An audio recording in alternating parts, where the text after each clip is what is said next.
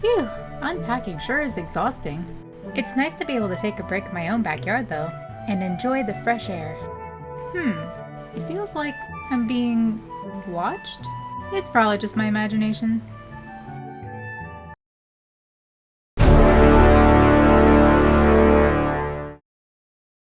I did not account for this in my spreadsheet.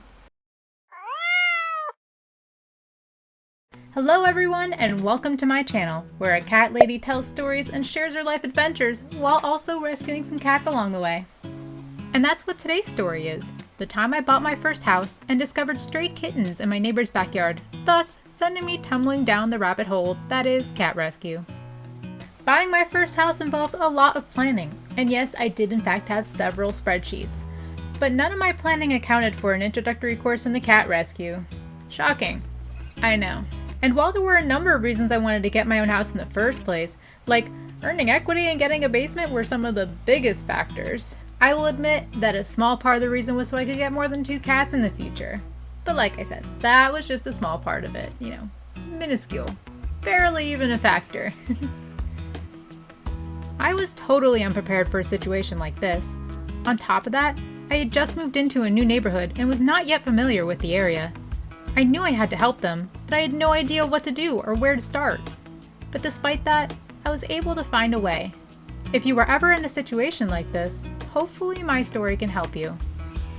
Because if I can do it, so can you. To start, I spoke with my neighbor, who was kind enough to allow me into their yard to try to catch the kittens.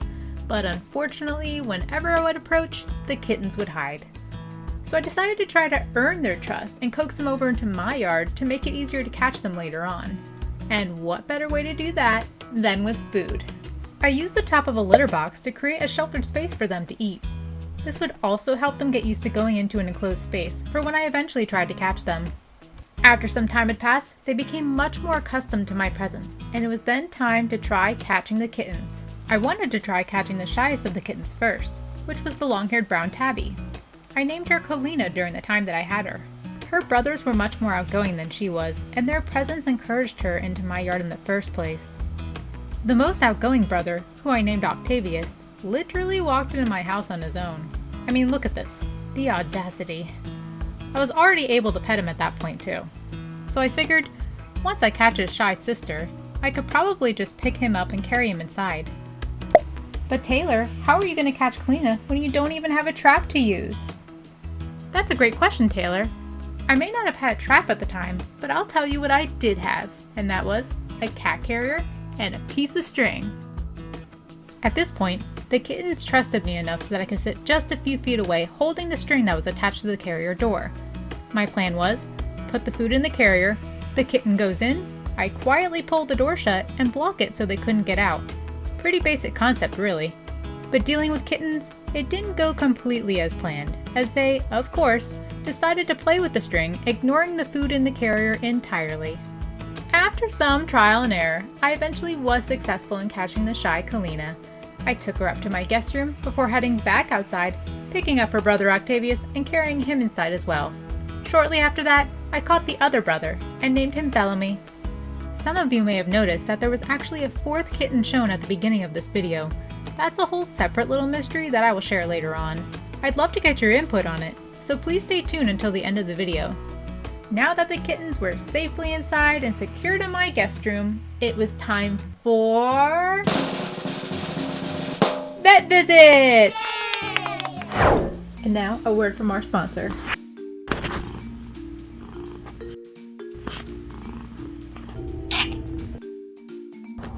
And there you have it, folks. So before the kittens could be put up for adoption, there were several things that needed to happen first. They needed to be spayed or neutered because, Jiminy Cricket, cats can multiply faster than you can say, "Holy fluffernutter toe beans, Batman!" And we do not need more homeless pets in the world. But they also needed to be vaccinated, treated for any fleas, and tested for FIV and leukemia, which can be contagious to other cats. I would later go on to rescue several FIV cats throughout my time in cat rescue, and I can go into more detail about FIV in those videos, so be sure to subscribe so you don't miss out. The cost for the services I mentioned can definitely add up if you go to a regular vet. However, it turned out that the vet office my mom took her cats to partnered with an organization that helped cover the cost for certain services like the ones I mentioned before. Another benefit of this partnership was that this particular vet office was very experienced when it came to feral cats. This was a really reassuring resource to have, especially for some of my later rescues. Now that the kittens were fixed, vaccinated, and healthy, it was time to start searching for their forever homes. Since these kittens were pretty shy, I felt that they wouldn't do well in a rescue or shelter environment, so I decided to search for homes myself, while continuing to socialize them every day. Kalina was still the shyest kitten of the bunch, but she started coming out of her shell slowly but surely, and it was honestly such a joy to see her transformation. Octavius was the easiest one to find a home for. He was adopted by my brother, and I still get to see him all the time. The others took a bit longer. Bellamy actually got adopted first by someone my parents knew, but I had to take him back because he was still very shy with strangers and didn't do well in that particular home. This was of no fault of the family. They did all they could to make him feel comfortable, but sometimes it just isn't the right fit. They actually adopted a different cat for me later on, who is doing great, so it all worked out in the end. Despite the fact that Bellamy was such a lovable and sweet cat with me, he was still terrified of other people. I took him back for a bit before having another girl in my neighborhood foster him to help him gain some confidence. I met this girl through one of the neighborhood groups I found on social media, and she had experience with rescuing and fostering cats.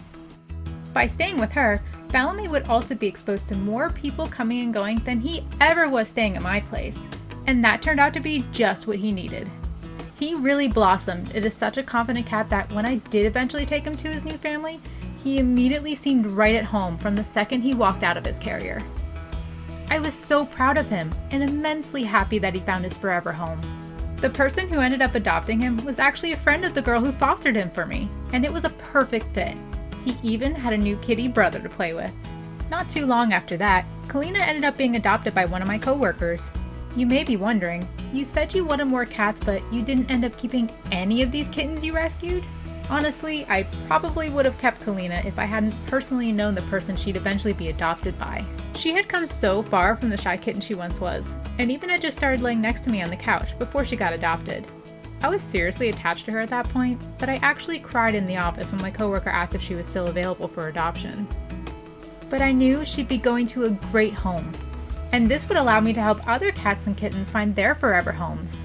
I've had a lot of bittersweet goodbyes during my time in cat rescue, and there were definitely some that were harder than others, but seeing them happy in their new homes makes it all worth it.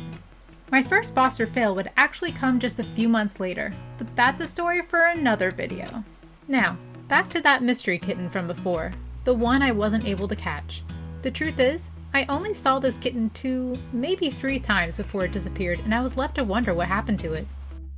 My brain automatically assumes the worst, but there are some recent sightings, even one just a few weeks ago, that are cause for hope. 2 years after I'd last seen that kitten, I saw another kitten running across the street as I drove into my neighborhood one day. I pulled over and got out of my car to investigate. As I walked over to the bushes and peered in, what did I find? Not a kitten, but an adult cat looking back at me. This must be the mother of the kitten I had just seen running across the street. I took this picture before both the cat and kitten ran off, and when I looked at it later, I noticed that the cat had a white marking on its upper lip that looked similar to the one that the mystery kitten had from 2 years earlier. Of course, it's hard to tell, because none of the pictures I had of the cat or kitten were really that clear to begin with. I've seen this cat around the entrance of my neighborhood before. There are some farms and fields nearby that it seems to travel between. Then most recently, I saw a cat right out in front of my house that could be the same one. Again, that marking, it's so similar to the one that the mystery kitten had. So what do you think? Is this the lost kitten all grown up? Let me know your thoughts in the comments. I've been keeping an eye out for that cat, but I haven't seen it go into my backyard yet where I have food and a camera set up. It's almost like it's avoiding my yard on purpose. But hopefully one day I can finally help it like I did the others. And if that day comes, I would love to be able to share it with you all. So please like, share, and subscribe if you'd like to see more cat rescue stories like this. There are plenty more where that came from. But that's it for this one. Stay tuned for a short preview of the next story in my cat rescue journey. Thanks for watching. I'll see you next time. Thank goodness all the kittens found good homes. And since it's the middle of winter, I shouldn't have to worry about finding any new kittens for a while. Wait, What was that noise? You've gotta be fluffing kidding me.